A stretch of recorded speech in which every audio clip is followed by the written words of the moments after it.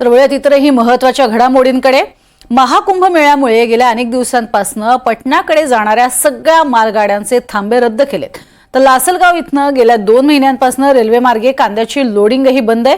याचा थेट परिणाम कांदा वाहतुकीवरती झालाय।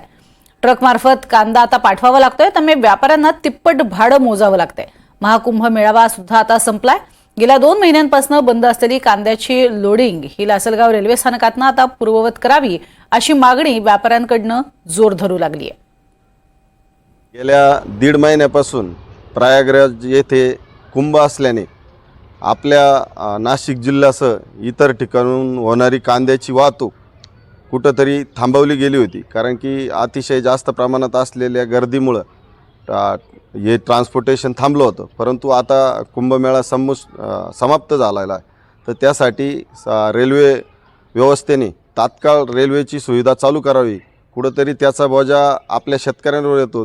जवळजवळ ट्रकचे भाडे दुप्पट तिप्पट असल्यामुळे त्याच्या बाजारभावावर पण त्याचा इफेक्ट येतो। तर सरकारने ही गोष्ट लक्षात घेऊन आणि तात्काळ रेल्वेची व्यवस्था पूर्ववत करावी, म्हणजे त्याचे बाजारभावावर परिणाम होणार नाही आणि कुठंतरी आपल्या शेतकऱ्यांना त्याचा बेनिफिट होईल।